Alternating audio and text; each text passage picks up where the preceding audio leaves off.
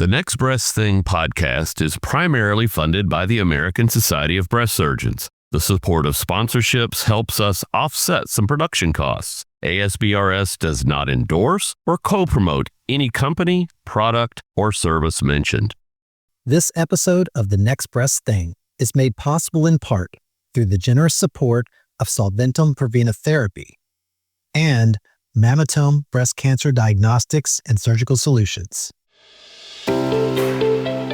Solventum Prevena Therapy has demonstrated a significant reduction in surgical site complications, infections, and readmissions. Take a proactive risk management approach. With Prevena Therapy, learn more at Prevena.com. That's Prevena.com. At Mammotome, we offer a comprehensive range of products that deliver better outcomes in breast care.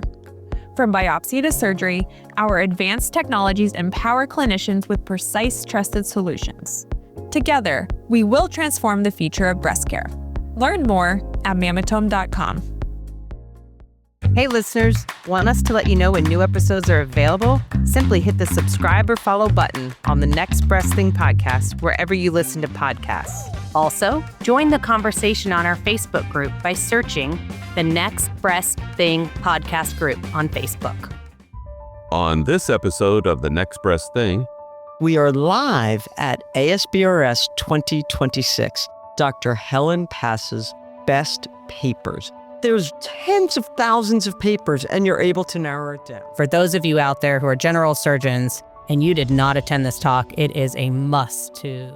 So were there any themes that came up this year that were related to breast that were different than previous? Give me top two. What I am struck by now is how multidisciplinary these papers were. And not just... One was the opening paper on screening after 70. I get asked this. So there were all these papers about the antibody drug conjugates in HER2-positive patients, and one of them showed that clearly patients who had... Everybody talks about TAD, and everybody hates that name, targeted axillary dissection, and you have a paper. One of the reasons people are doing fewer and fewer frozen sections is it allows... But the one that really was a standout for me was not involving breast cancer at all. It was involving lung cancer and the timing of immunotherapy, which blew me away. So can you talk about...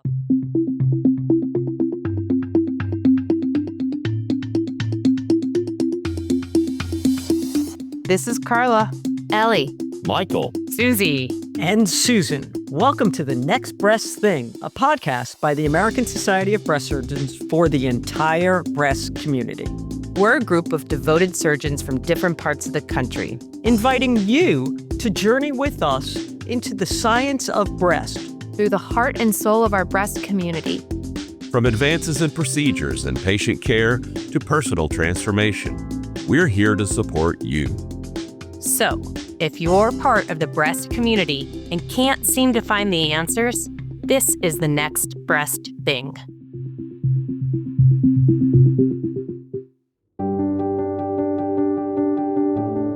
Welcome to the first of two, not just special, but extra special episodes of The Next Breast Thing.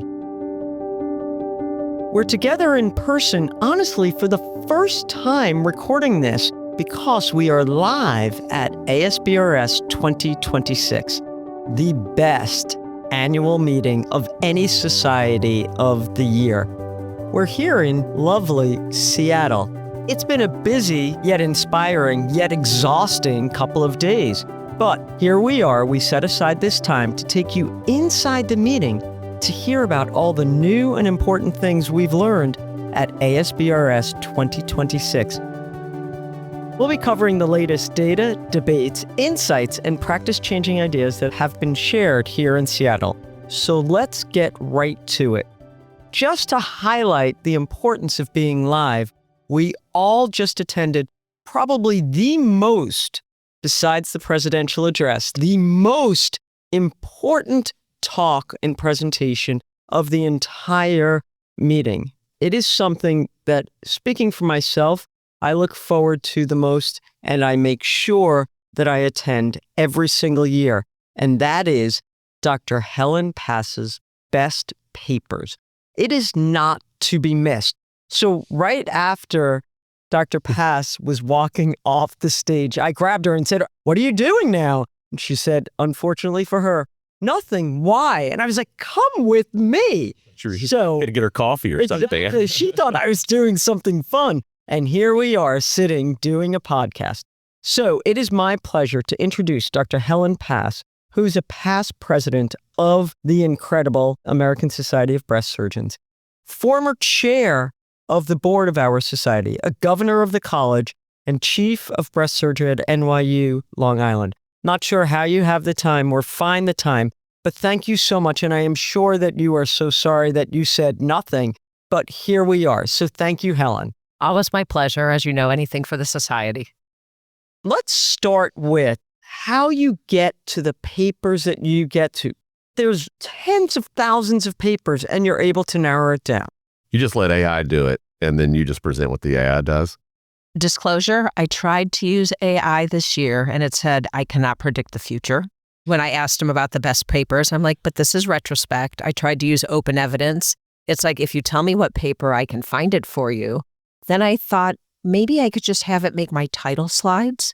And it confabulated and decided it would edit the name of the papers, including the ones from the New England Journal of Medicine, such that they were so unrecognizable. I put what it put into PubMed and it couldn't find me the article. So AI is me.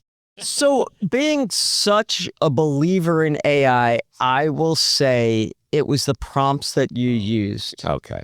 So Michael and I have this discussion all the time about, I love AI. I think for us, it will be part of our daily life if it's not already. And it's all about the prompts. So it does very well at summarizing a paper if you tell it not to confabulate. But literally something as simple as following a template, it failed me. I have no idea why. Maybe the wrong tool. I think the wrong AI. Correct. So without AI, this is a heavy lift. How does this happen? So everybody always wants to know, how do I pick the papers? And I start every talk with a disclaimer. There's no committee. Best is my opinion. Love it or like it. Here I am. Every week, I try to go through, because I have like New England Journal of Medicine, Annals of Surgical Oncology, all the JAMAs come into my inbox. So I scroll through the titles. A lot of them aren't breast related. Who cares? There are some that are mouse related. Who cares? Read the title. Is that something that's going to be of interest? Read the abstract. Is that something that's going to be of interest? If I like the abstract, I'll go to the full article. And then, I'm sorry, I'm very old school. I print the paper. I have to write on it, circle it, highlight it, make tables. And I have a giant filing cabinet that I just throw the articles in throughout the year. At the end of the year, I take all the papers and it's like playing cards, and I shuffle them by imaging, pathology, surgery, med-onc, rad-onc, other. And so then I've got it sorted by topic because I want a good mix. And then I take each pile and sort it by definite, maybe, probably not. And then I have to do a secondary sort because you have to get down to a manageable number.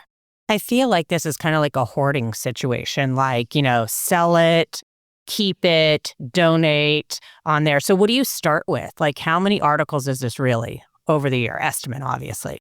I've gotten better as I've done it because I used to print a bunch of stuff that maybe I want it. And then now I know it's not going to make the first cut. So why am I taking it?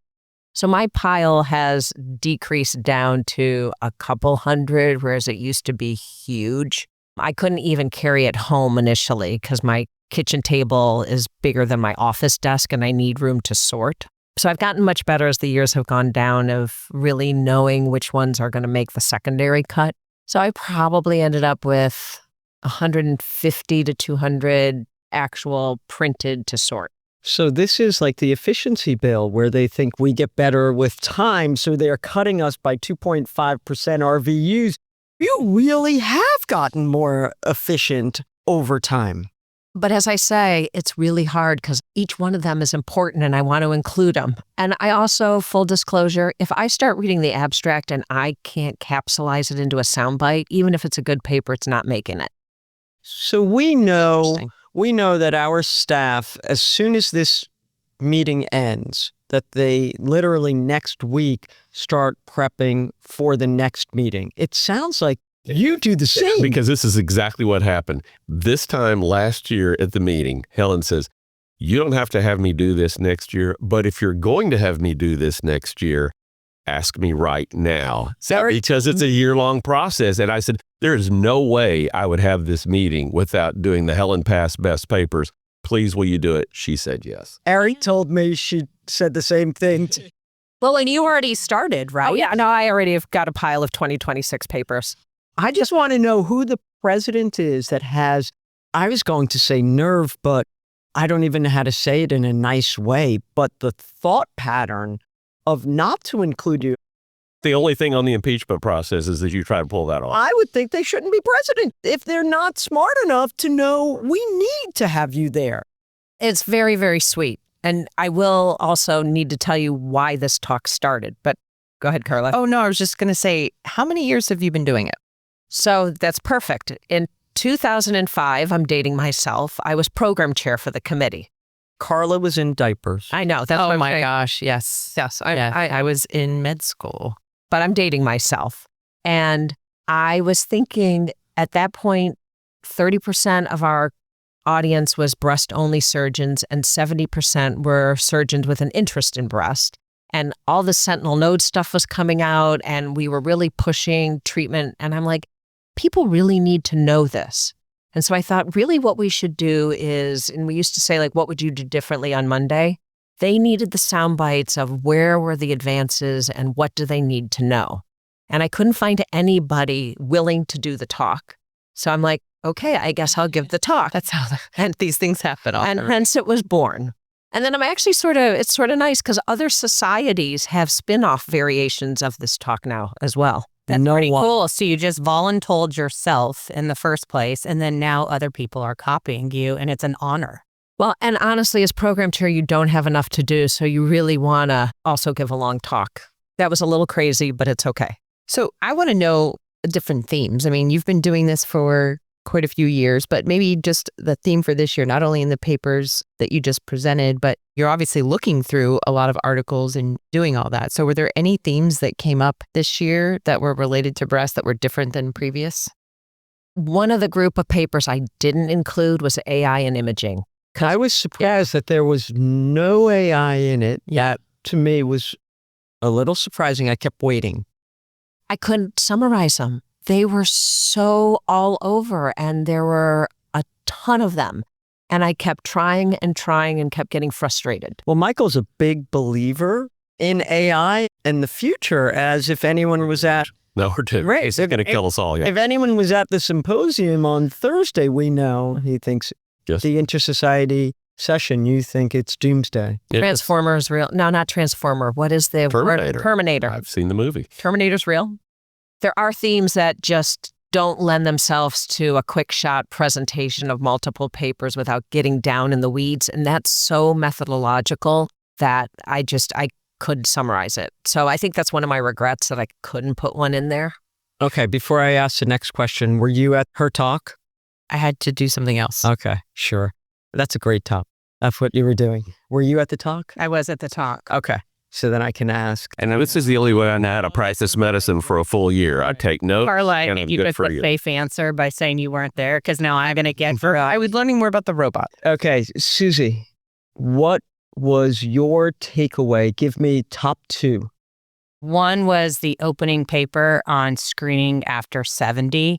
I get asked this all the time. Now, was it earth-shattering on the paper? Is it what I'm currently doing? Yes, but it really made me feel affirmed by that. So I really appreciated that.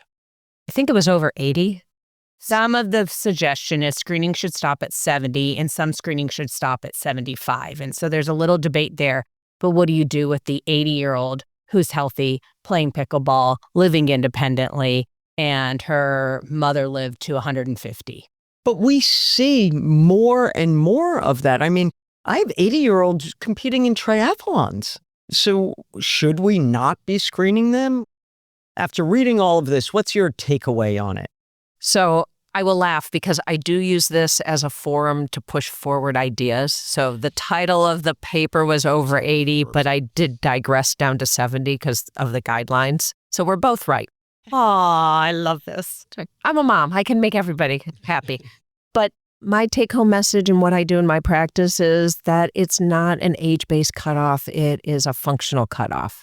And I gave the very real example of a woman with metastatic lung cancer who went to her screening mammogram and had a seizure and was in the ER and was like, I can't come for my appointment because I'm in the emergency room. And I'm like, honey, you've got bigger worries, please. We don't really need to worry about a screen-detected anything. And so it goes both ways. If you're unhealthy, even if you're under 70, rethink, do you want to spend your time with a mammogram and going down potentially negative biopsies? But if you're otherwise healthy, you're living independently, you're active, you've got a family history that's one of good health, the health insurance tables show that if a woman lives to 72, she's going to live for 10 more years. And those life insurance people really know how to do that.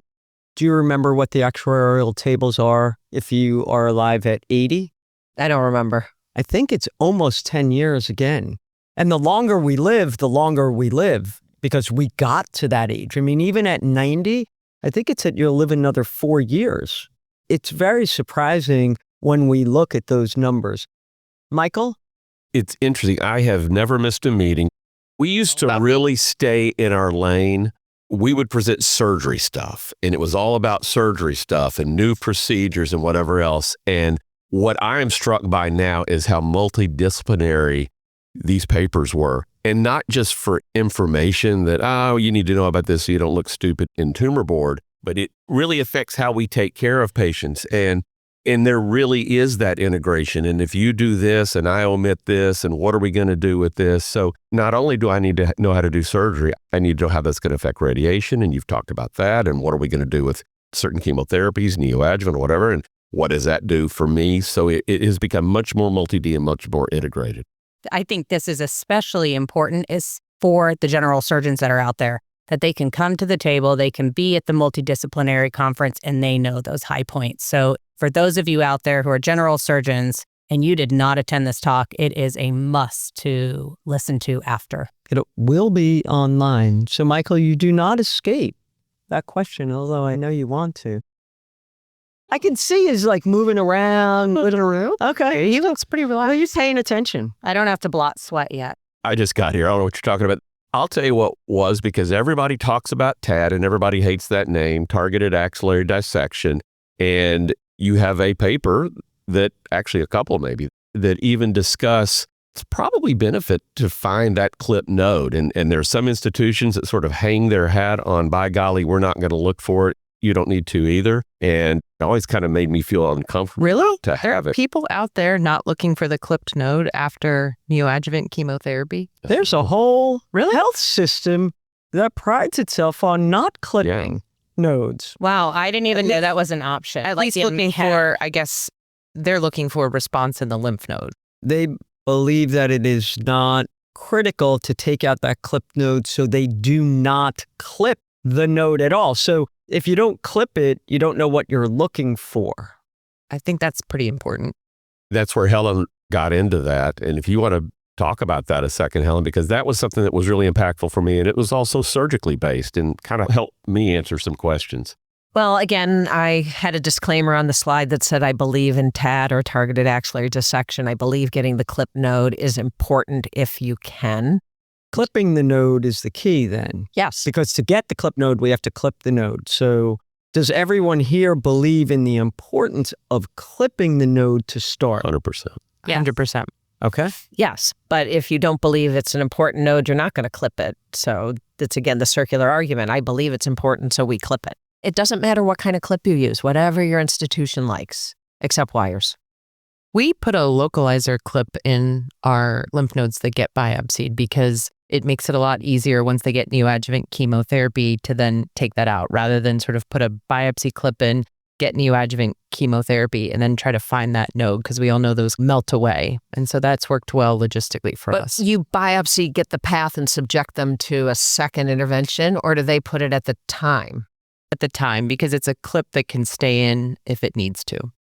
You live near one of these places that kind of hangs their hat, like I said, on not doing it. What if you see a patient that has a pathology report that says that there's a positive node, and you look and there are several, and it's hard for you to tell which one has been biopsied because it isn't clipped? Do you just roll with that, or do you try to get a node clipped or rebiopsy and place a clip? How do you handle that? So we have two questions on the table, but if the patient's getting a second opinion, going to stay for treatment, we explain why, in my philosophy, those lymph nodes are important and we need to mark at least 2. If somebody has 5, we're not putting in 5 clips. And like Carla said, I prefer to mark it before they get their neoadjuvant because it's just so much easier for the radiologist and it's so much easier for the patient to have to undergo the biopsy. When it's big, it's quicker, it's faster. So I believe in marking it before neoadjuvant, although I know some people are like, well, I want to mark what's residual, but I think you're just hampering your radiologist. And sometimes it makes the patient stay because they understand that we're being more careful. I guess I'm showing my air quotes, but they appreciate the difference in philosophy. I think they are looking for new names. So targeted axillary dissection. So anybody has some ideas out there, I know they are looking to rebrand that. Because they don't, it's not a dissection, it's a sampling. Right, but sentinel lymph node biopsy is also really hard to understand. Yeah, I think patients too. think we're not taking out nodes. Correct. Yeah. I agree. But I think they wanted to change it to targeted axillary sampling, which applied TAD plus sentinel node because the sampling was in there, was one. It's hard to change once it's widely accepted. I think it's completely the wrong name. In fact, at a meeting, we had a whole roundtable discussion about, is this the wrong name and is there a better name out there? And We keep talking like everybody knows what TAD is. So how would you define TAD? Anybody? Post-neoadjuvant chemotherapy, you're removing the clipped lymph node along with any sentinel lymph nodes. Sometimes they're one and the same, but not always, and that's the point. It's interesting. I view it as a TAD plus a sentinel node, not just a TAD. patients. Whatever the breast procedure is, Correct. plus a targeted axillary lymph node dissection, because that's the name of the procedure, plus a sentinel node biopsy. And if it's a patient I'm getting a frozen in, which I'm de-escalating, possible axillary lymph node dissection. So I put all those words on there.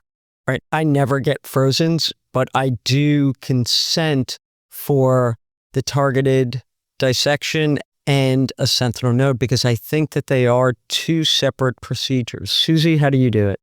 No, I don't do that. I explain it to the patient, but I could do a better job. So of how do putting you, that on what the do you paper. consent for? What's on the paper? So on it, I put down wireless guided lymph node excision and sentinel lymph node biopsy.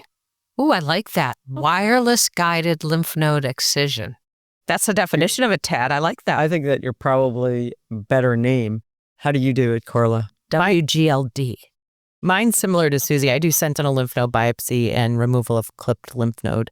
I do frozens sometimes, so the patients that I will consent for possible axillary dissection are going to be, probably most of those patients should get consented for possible axillary dissection just because if you're not finding the clipped lymph node, potentially you might want to do that. But for patients who are having mastectomy with reconstruction, my plastic surgeons do a lot of lympha. So that is one situation where we will send a frozen, and if they are going to clearly meet criteria, which we can argue is going away, then I'll do an axillary dissection then, and we do the lympha.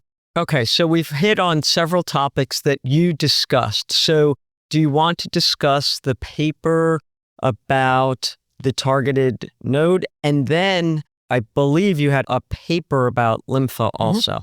So again, the clip node, the lymph node that was biopsy proven to contain cancer. So you can throw a clip in a benign node. We don't really care. What this paper showed is that in 10% of the patients, the clip node was not a sentinel node. But in that 10% of patients, 60% of the time, that lymph node was positive. And it makes biological sense. If you have a lymph node that had cancer and responds to therapy, it's going to become fibrotic. The lymphatic's going to become fibrotic and nothing's going to map to it. So you have to be intentional in finding it.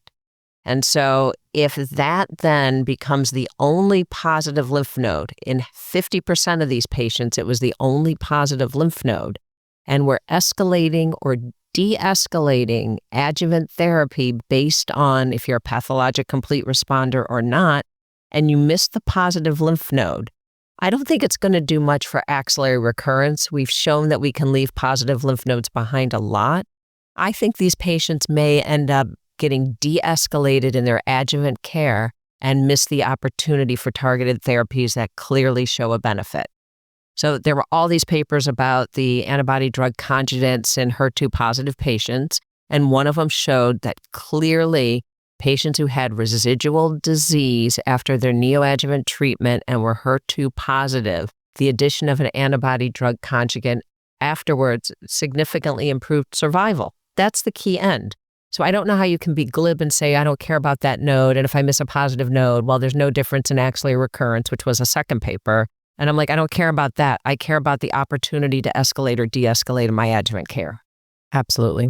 It's one of the most important things we do as surgeons, and we talk a lot about de-escalating the axilla, but I 100% agree. We need to identify whether these patients at this point have had a pathologic complete response or not. I know one of the things that's been discussed at this meeting is whether genomic tests can be doing that or whether we need to be doing surgery, but we're not there yet. But for now, when we're taking out the breast tissue, the area of the cancer, and the lymph nodes, that piece of information is incredibly important for those triple negative and HER2 positive patients. I like the integration that you had and kind of putting several of the papers together. You talked about B51, and you also talked about lymphovenous bypass and how your practice sort of weaves these in and out and what you do in practice. That's the beauty of it, is how do you take this information and what happens when you actually see a patient and how do you take care of them? Can you weave those together like you did? There were multiple papers on targeted axillary dissection, and again, putting them all together. It finds an important node. 50% of these patients, it was the only positive lymph node, but the other one showed it did not change local recurrence. So the people who are pro-targeted axillary dissection or retrieval of clip node, I like that term, are like, look, it's altering my adjuvant therapy recommendations. The people who are anti go, there's no difference in local recurrence, so why are we doing it? My one conclusion putting those two papers together that I think is important also is that if for some reason you can't find that lymph node, every once in a while the lymph node shrinks and the clip's extruded and just hanging out in the sub-Q fat, and you think you'd found the lymph node, but they're like, oh, no biopsy changes or no treatment-related effect. I don't think you have to take those patients onto a complete lymph node dissection. So I think the two papers were additive in the sense that you should find it if you can. If you can't, don't take them to a full lymph node dissection. Strikes the right balance. What an important take-home point for a lot of people out there.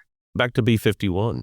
Well, I was going to go back to lympha. Yeah, you guys have jumped me ahead. But it was the B51 and lympha, how she sort of combined it, that I really like. I was excited to hear a little bit about the timing of adjuvant therapies and where do you think that's going to go? Because it's not there perfectly right now, and it wasn't related only to breast. The paper was not about breast. But do you feel in the future this is going to be an area where more research is going to be dedicated? We'll get to that one in a minute, but I haven't answered lympha or B51 yet. So lymphovenous bypass, there's many different ways to approach the lymphatic system. You can do axillary reverse mapping and just try to preserve those lymphatics. You can actually say, okay, I have to find that lymphatic and reanastomose it either in a simple or a complex way. But this paper actually looked at 370 patients, and 1/4 got a lymphovenous bypass, 3/4 didn't.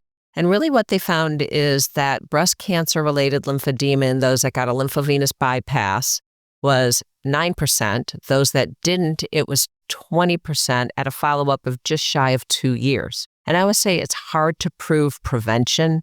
You need large numbers or long follow-up. But this was pretty good data, and we've been sort of looking for that data. I'm excited about that. That's pretty convincing. Do you or your plastic surgeons do lympha? We do lympha on 99% of patients who are getting axillary dissection at my institution. Number one, we try not to do the axillary dissection, but if we that's the best way to avoid the lymphedema from the axillary dissection is not to do it. But if we are doing it, we always have plastic surgery there. The other thing that we do, one of my plastic surgeons actually published on this, was a buried dermal flap. And breast and general surgeons can learn to do that as well. Oftentimes they do it just because they're already there doing the lympha, but We've had a couple patients where insurance is an issue, and we'll do the buried dermal flap, and you're just bringing in healthy tissue there. And so sometimes if you do reverse mapping and a buried dermal flap, you can get similar rates of lymphedema as well. You mean lymphedema prevention? Correct. Yeah. Similar low rates of lymphedema. Why has axillary mapping not caught on more? Been around for years and years, multiple papers on this showing the advantages of it. Why do more people not do it? A lot of people like dual technique for sentinel node mapping, so you have to rely just on something other than blue dye to find your lymph node. So there are centers that don't want to wait for radioactive material to end up in nodes and only use blue dye because it's quick and they're done. I find it's easier to teach a resident if the node is blue and hot because they can use whatever you want, whichever modality you're using, find the hot node, but as they winnow in on it, then they can find the blue node, and you can keep them from taking a chunk of 8 nodes and have them focus on a node. So I find it easier to teach with the dual technique. And so that's why some people also say, well, that's the whole point of MagTrace. You get a color and a node, a signal, and then you can use your blue dye for your arm. So I think that's been one of the big things.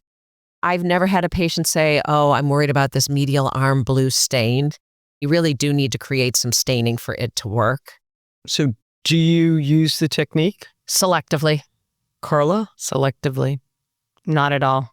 Nope. Uses it? No.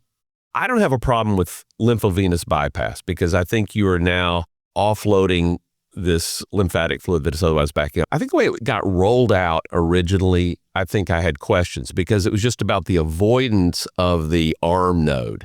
And there was never really at the time great data that avoiding that arm node when you're retrieving the sentinel nodes really affected anything. So it's like, well, prove that to me first. I know you can find a node that's drained from the arm, and sometimes it is or isn't the sentinel node, but so what? And so that's kind of where I was sort of hitting the brakes on that, saying, you got to prove this to me. But once you're going to do an axillary dissection, this makes much more sense to me, and it probably should be adopted a lot more. So do we have, and I don't know if it's out there, any data on what the uptake of it is? I know there was the clinical trial. I don't know if it accrued quickly or slowly. That's ongoing, isn't that? I thought it closed in there. But they haven't published anything. No, and I Okay. thought they were accruing results. Yeah, because we do it. Do you do? We do not. No? And you do. Helen, do you do the bypass?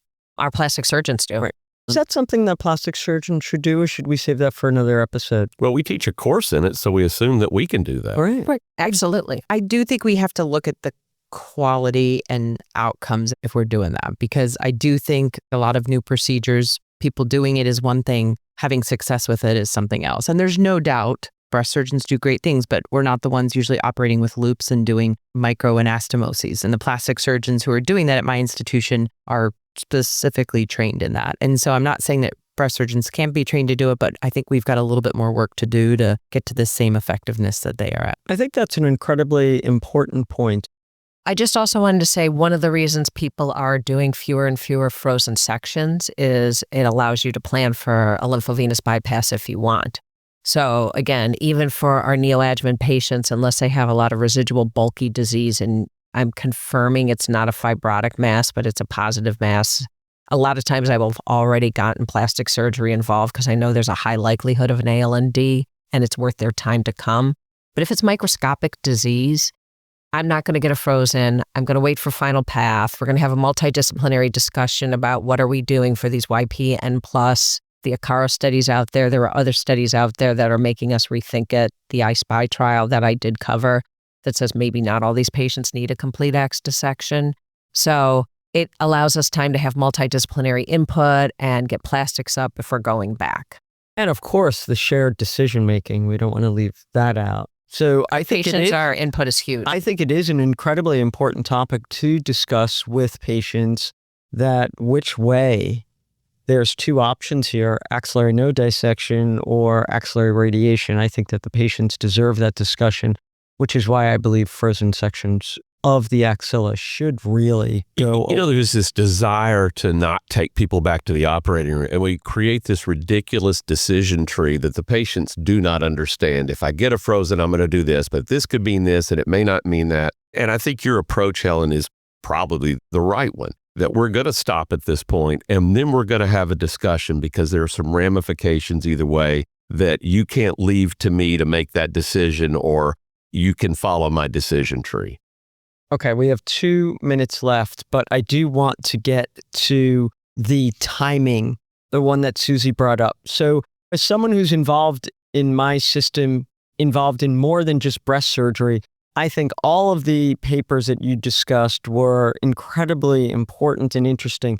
But the one that really was a standout for me was not involving breast cancer at all. It was involving lung cancer, if I recall, and the timing of immunotherapy, which blew me away. So can you talk about that a little bit? The reason I picked a lung cancer paper was because it looked at immunotherapy, but also pembrolizumab, which is what we use commonly in our breast cancer patients. And it really showed that patients who got their immunochemotherapy before 11:30 in the morning had a significantly improved overall survival. And what was the follow-up? It was 33 versus 20 months. And it was confirmed on multivariable analysis. So it was a huge difference. 713 patients, so fairly robust study. And there's biological plausibility. I always come back to that because I don't like true unrelated. My statistics professor was really funny. He goes, obviously toilet paper causes hemorrhoids because I never met a hemorrhoid sufferer that didn't use toilet paper. So they were correlative but not causal. So I was like, well, what's the mechanism behind this? But we know that your cortisol levels fluctuate during the day, and we know that cortisol is an immunosuppression, and we know that there are other studies that show the time of day of getting your vaccine matters, and also with other immunotherapy trials that it matters. So you say we know. I actually did not know that timing of vaccine. I did not. Did anyone else at this table know that? Because you said the same thing up on the stage. You were like, and as we know, and I was like, am I the only person in this room of 2,000 people that did not know timing of vaccines matter?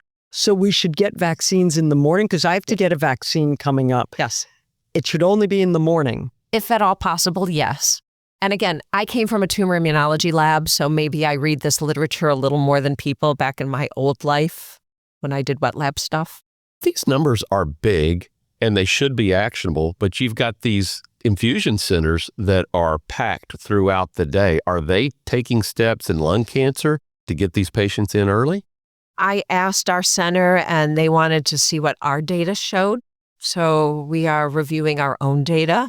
I think that's sort of hard to implement, but I think we need to figure out better ways because not everybody's getting immunotherapy. This is potentially life-altering for people. Is this something that we take home to our cancer centers and say, we need to rearrange the scheduling here? Because that's my thought. As soon as I heard that, I was like, I have to get in touch right now and change the scheduling. I think you need to do a deeper dive and task your medical oncologist who give your immunotherapy and say, this is one paper that was provocative. Are there papers on the other side? It takes a much deeper dive than just one paper to change treatment paradigms. So let me ask you. But it's got to start with one. Is this something that our individual cancer centers look into and sometimes scheduling works out and sometimes it doesn't? Or is this something that we should take on a bigger level? I think that'd be such an interesting national study. Logistically, it sounds like a nightmare for our infusion centers. I have to say, if I went back to my cancer center, I mean, they certainly support anything that's great for patients, but we struggle with scheduling things already. I'm also interested, 11:30 means different things to different people, and obviously they just sort of had a cutoff at some point, but I might be up for 6 hours at 11:30, and we have some patients who might have rolled out of bed a few hours before. So I'm kind of curious. We don't need to get into the weeds with that, but if it affected people based on what their circadian rhythms are. What are their serum cortisol levels, and all of that can be tracked. Yeah. If something like this is adopted for lung cancer, because that's what this paper was, do you think that you'll see some assumptions and bleed over into other cancers that are treated with immunotherapy and just say, hey, we're going to give all of our immunotherapy in the morning regardless of your tumor type? Or do you think that, now show me the study on breast cancer, we'll change those as well? I don't know. I think it's a provocative question. We know the immune signals are very different. It's very intriguing to me that Pembro given in the neoadjuvant setting had a survival benefit. Pembro given in the adjuvant setting was ineffective. So you needed the tumor present for the signal for it to work. So I'm not sure what's true for Pembro is true for other immunotherapies, because there are many we give adjuvantly as well. And I'm sure each cancer histology is different. So I think it's an intriguing area that deserves future research, just like the whole microbiome deserves future research. And there's a lot of stuff that we're just learning about.